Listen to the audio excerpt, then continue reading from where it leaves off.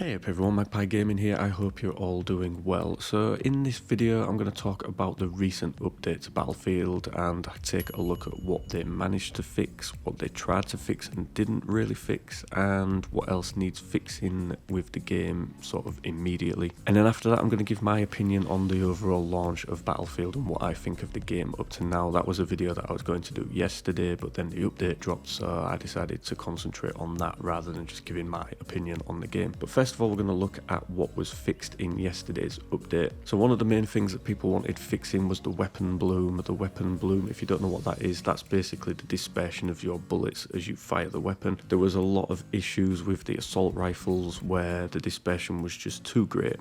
Even, you know, no matter where you was aiming, you wasn't really hitting the target. So they've managed to sort of tighten this in, so certain weapons now are a lot more viable in the game. I think the AK-24 was one of those that was really suffering with the weapon bloom, but now that is a lot better and that gun has become more viable.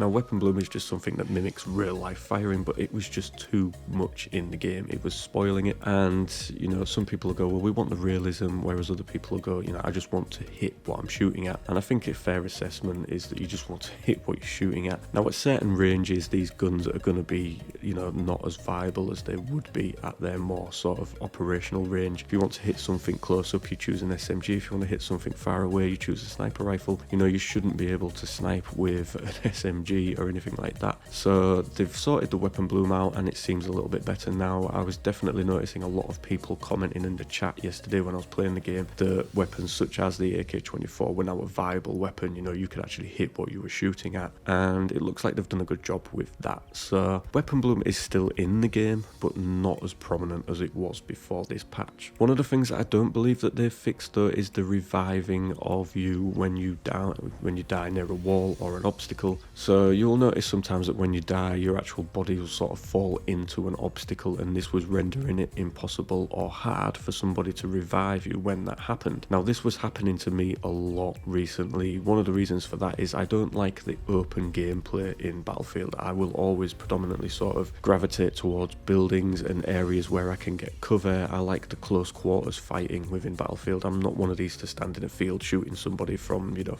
500 meters away. That doesn't really appeal to me. I like to be up close and personal with people, so a lot of the time when I die, I'll die near an obstacle or a wall, and I was noticing quite a lot that it was hard for people to revive me, or they just couldn't do it at all. So if they could do it but they were struggling, that was because they were having to get themselves into a certain position to sort of be able to activate the revive on me. This was something that DICE say that they've resolved. They haven't. This was still happening to me yesterday, even after the patch had dropped. Not as much, admittedly, but it was still happening, predominantly when I fall into walls. Walls seem to be the main issue. If I die near a vehicle or something like that, or, you know, mostly vehicles, like an object that's able to move on the map, it doesn't seem to really bother the revive. But when it's a wall or near a door as well, it seems to be very hard to revive me. It still wasn't working as well. It's working better than it was before, but they say in the blog post that it's fixed. I don't believe that it is. Hit registration. Now, this was something that in the original blog post was going to be amended in this patch, but I don't think they did. In the full patch notes for this patch, there's nothing about hit registration, so I think they've maybe left that one out until the third update, which they're going to do next week. But as you can see from this video in the background, I've snipped a little bit of Jack Fragg's latest video where he's managed to create sort of the issues with hit registration. He's managed to fill up a certain area of a map with bots, and you can see as he's shooting at a lot of them, he's just getting no hit registration whatsoever. It's as if something isn't rendering in, so there's maybe he's trying to shoot one of the people that's quite far away. It could be that an object hasn't rendered in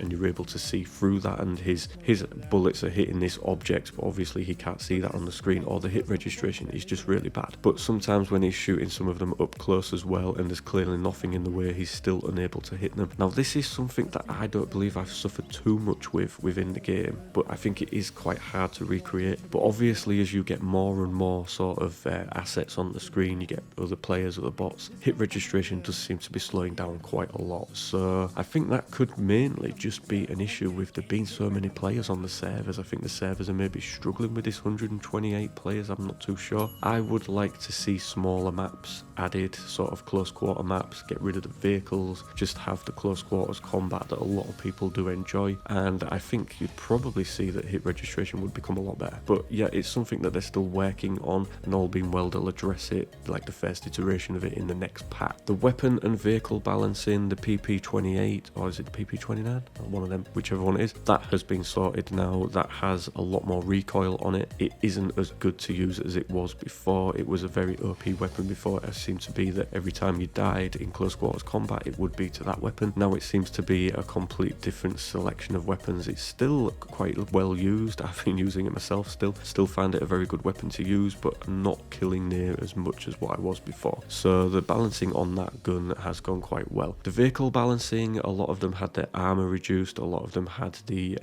damage reduced from the mounted weapons. Definitely seen a change in the way the vehicles are. I've seen a change in the way you're able to take out vehicles slightly easier. The hovercraft definitely doesn't seem to be as overpowered as it was before, and a good group of coordinated soldiers can now take out the vast majority of vehicles in the map. You know, you don't have to run scared all of the time when you see a tank coming. A lot of people, you know, if these people on the battlefield coordinate together, they can take these vehicles out. Not easy, but it's easier than it was before. So yeah, I think there's still maybe a little bit more balancing needs to be done with some of the vehicles, but it's definitely moving in the right direction. And that's pretty much it for my opinions on that update. It fixed a few things still need sorting, and I think there's still some critical things that need to be addressed within the game, and hopefully they will be next week. But what's my opinion on Battlefield 2042 so far? To begin with, I did the 10-hour free trial because I've got Game Pass, so I did the 10-hour free trial on the PC, and at first I wasn't going to buy the game. I wasn't impressed. Even after 6 or 7 hours of playing in this trial, it just, I don't know, there was something about the game that just doesn't feel very Battlefield to me. They have obviously tried to appeal more to like the Call of Duty crowd with it. The specialists, I don't really buy into them. I would prefer to have classes back. I do like the fact that you can equip sort of any loadout with a specialist, but I don't know, I just find them a little bit cheesy. I think the voice lines that they have for them as you're waiting to go into a match are just cringy. I think the ones that you get at the end of the game just need to be removed. They're horrible. They just need to go. I would rather just go to a scoreboard rather than listening to them, you know, say the like the cheesy lines that they do. I think that's just, it's too much, and it's not really Battlefield for me. I don't like that. But in terms of gameplay, I'm enjoying it. I'm getting more into it. I got to the end of the 10 hours and I did admittedly buy the game. I thought, you know, it's something that I want to continue playing, and especially with this first update, it has got a lot better, and hopefully with the next update, and I think there's another big one planned for just before Christmas, hopefully with those updates we will see this game get a lot better as it goes forward. So I'm going to stick with it. I think I haven't played Portal yet, so I don't know what that's like. I've heard good things about it, but I haven't played it myself yet. But I will at some point. I've just been playing the All-Out Warfare. I haven't touched Hazard Zone. I've heard bad things about that. I will probably give that a go at some point though, just to see what it's like. But overall, I'm starting to enjoy the game. I didn't at first. I thought it was a buggy mess. It was, you know, hit registration was way off. A lot of the bullet bloom was just too much. But it seems to be getting better. So I'll give them the benefit of the doubt and I'll keep going with it. I like the majority of the maps. I think some of them are just too big. There's too much vast an area to cover if you are just a foot soldier. You know, when you first sort of spawn in on a map, if you don't manage to get in a vehicle, you are not going to cap any map. Any sort of area in Conquest. All of the vehicles will do it. You won't get to anywhere to be able to cap it. So I think with that in mind, if you spawn in with a vehicle, you should spawn in a lot further back so that it gives the infantry soldiers chance to, you know, at least cap maybe the first flag or something like that. But the map design, I do like it. You've got 128 players on the map now, and it never ever feels like it's over the top. It never feels sort of overbearing. It does seem to do a good job of spreading players out across the